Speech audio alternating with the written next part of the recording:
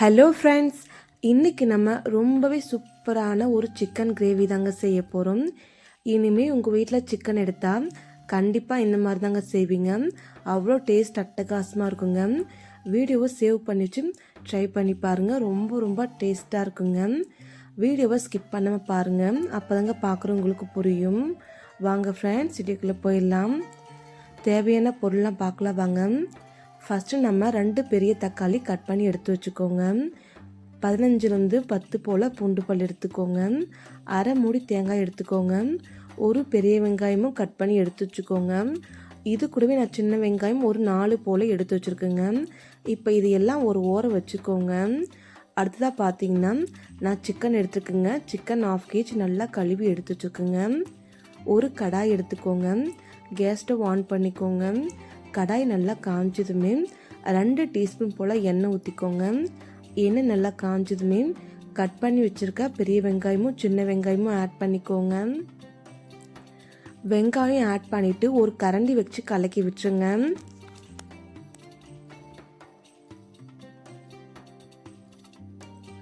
வெங்காயம் கொஞ்சம் கலர் மாறி வரட்டுங்க.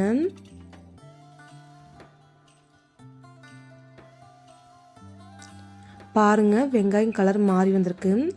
இது கூடவே நம்ம பூண்டு பல் சேர்த்துக்கலாங்க. திரும்பவுமே நம்ம கரண்டி வச்சு கலக்கி விட்டுக்கலாங்க. இது கூடவே தக்காளி பழம் ஆட் பண்ணிக்கோங்க. திரும்பவும் நம்ம கரண்டி எடுத்து வதக்கி விட்டுடலாங்க. தக்காளி வெங்காயம்லாம் பார்த்தீங்கன்னா நல்லா கலர் மாறி வரணுங்க. இதுக்கு நடுவில் பார்த்தீங்கன்னா நீங்கள் திரும்பவும் கரண்டி வச்சு கலக்கிட்டே இருக்கணுங்க. பாருங்கள், தக்காளி வெங்காயம் நல்லா வதங்கிடுச்சுங்க. இந்த ஸ்டேஜில் கட் பண்ணி வச்சுருக்க தேங்காவும் ஆட் பண்ணிக்கோங்க. நான் பார்த்தீங்கன்னா 1/2 kg சிக்கனுக்கு சின்ன அரை மூடி தேங்காய் கட் பண்ணி எடுத்துருக்குங்க. அதே போல் 2 தக்காளி தாங்க எடுத்திருக்கேன். நீங்கள் ஒரு வேளை 1/2 kg சிக்கனுக்கு 3 தக்காளி சேர்த்தா கூட சரிங்க. சிக்கன் குழம்பு கொஞ்சம் புளிக்க ஆரம்பிச்சிடும். அதனால 1/2 kgக்கு 2 தக்காளி மட்டும் சேர்த்துக்கோங்க. தேங்காயும் ஆட் பண்ணியாச்சு. திரும்பவும் நம்ம கரண்டி வச்சு கலக்கி விட்டுடலாங்க. தேங்காய் போட்டு கேஸ் ஸ்டவ் ஆஃப் பண்ணிடலாங்க. பாருங்கள், நான் கேஸ் ஸ்டவ் ஆஃப் பண்ணிட்டேன். இப்போ இந்த மசாலா எல்லாமே ஆறட்டுங்க.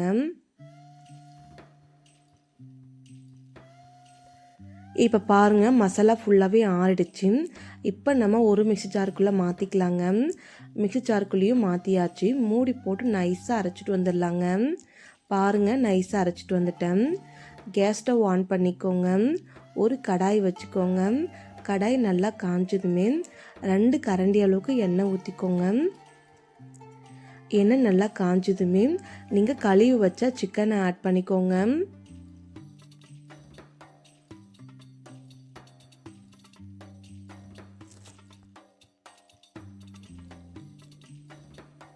பாருங்கள், சிக்கன் ஃபுல்லாகவே ஆட் பண்ணியாச்சு.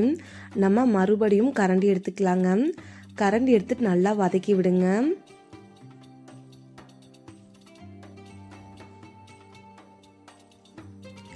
இப்படியே ஒரு 2 நிமிஷம் போல் வதங்கட்டுங்க. இது கூட நீங்கள் இஞ்சி பூண்டு பேஸ்ட்டு உப்பு எதுவுமே சேர்க்க வேண்டாம். 2 நிமிஷம் கழித்து நம்ம திரும்பவுமே கரண்டி வச்சு கலக்கி விட்டுக்கோங்க. பாருங்கள், தண்ணி இறங்கி வந்திருக்கு சிக்கன்லேருந்து. இந்த ஸ்டேஜில் நம்ம இஞ்சி பூண்டு பேஸ்ட் சேர்த்துக்கலாங்க. நான் 2 டீஸ்பூன் போல் இஞ்சி பூண்டு பேஸ்ட் சேர்த்துருக்கேன். நீங்கள் கடையிலையும் இஞ்சி பூண்டு பேஸ்ட் வாங்கிக்கலாம். அப்படிலாம் வீட்டில் அரைச்சிட்டு கூட சேர்த்துக்கலாங்க. மறுபடியும் நம்ம கரண்டி வச்சு கலக்கிக்கலாங்க. இஞ்சி பூண்டு பேஸ்ட்டை நல்லா வதக்கி விடுங்க சிக்கன் கூட. மறுபடியும் நம்ம சிக்கனை 2 நிமிஷம் போல் இப்படியே வதக்கி விட்டுடலாங்க. அதுக்கப்புறம் நம்ம தேவையான பொருள்லாம் சேர்த்துக்கலாங்க. பாருங்கள், 2 நிமிஷம் ஆயிடுச்சு. இப்போ தேவையான பொருள் சேர்க்கலாங்க. தனி மிளகாய்த்தூள் 1 டீஸ்பூன், மல்லித்தூள் அரை டீஸ்பூன், அதே போல் சிக்கன் மசாலா அரை டீஸ்பூன், கரம் மசாலா 1/4 டீஸ்பூன். கரண்டி வச்சு கலக்கி விட்டுருங்க. நம்ம கரண்டி வச்சு கலக்கும் போதே உங்களுக்கே தெரியுங்க, கலர் பாருங்கள் நல்லா சேஞ்ச் ஆகுது.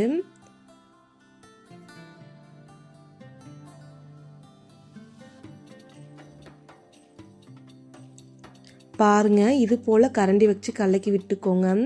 நீங்கள் மிளகாய்த்தூள் எல்லாமே ஆட் பண்ணிவிட்டு ஒரு 5 நிமிஷம் போல் நீங்கள் இப்படியே வதக்க விடணுங்க எண்ணெய் கூடவே. இதுக்கடையில் நீங்கள் நடுவில் கரண்டி எடுத்து கலக்கி விட்டுட்டே இருக்கணுங்க.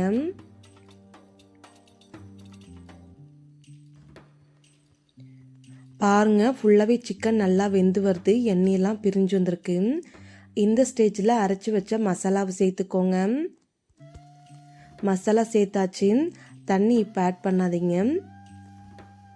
மசாலா சேர்த்துட்டு ஒரு கரண்டி வச்சு ஃபஸ்ட்டு கலக்கி விட்டுடலாங்க.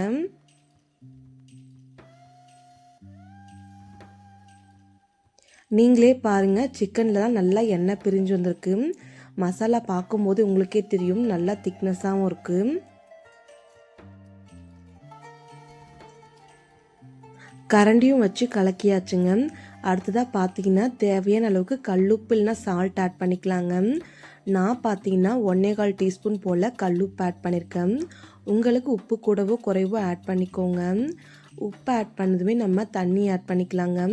உங்களுக்கு குழம்பு திக்னஸாக வேணும்னா கொஞ்சம் கம்மியாக தண்ணி ஆட் பண்ணிக்கோங்க.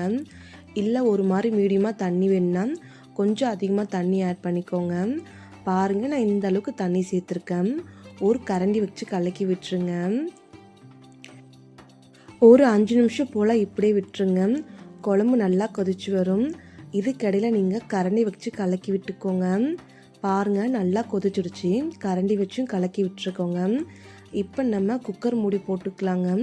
குக்கர் மூடி போட்டு விசில் வச்சுக்கோங்க. ஒரு 5 விசில் வரட்டுங்க.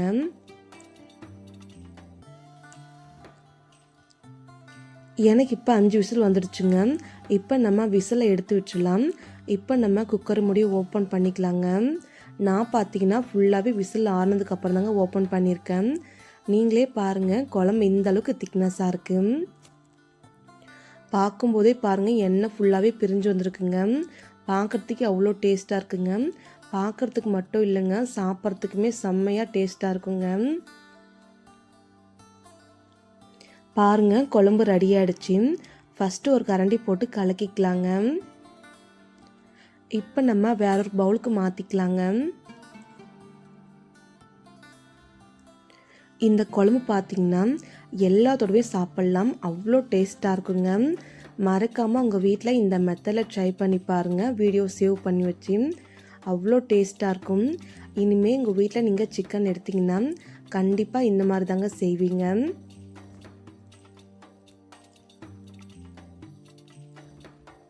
பாருங்கள், பவுலுக்கு ஃபுல்லாகவே நம்ம மாற்றிக்கலாங்க. பீஸ் பார்த்திங்கன்னா நல்லா வெந்து வந்திருக்கும். அதே போல் நல்லா டேஸ்ட்டாக இருக்குங்க. நார்மலாக நீங்கள் செய்யறதை விட இனிமேல் இந்த மாதிரி செஞ்சு பாருங்கள், அவ்வளோ ருசியாக இருக்கும். குழம்பும் எல்லாம் ஊற்றியாச்சு.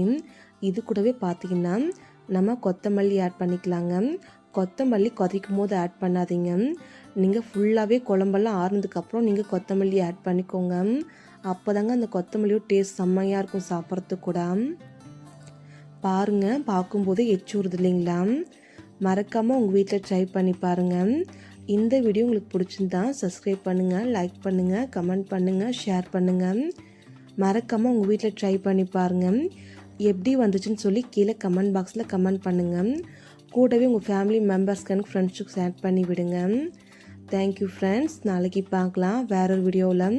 கண்டிப்பாக மறக்காமல் உங்கள் வீட்டில் ட்ரை பண்ணி பாருங்கள் சிக்கன் எடுத்தா. Bye friends.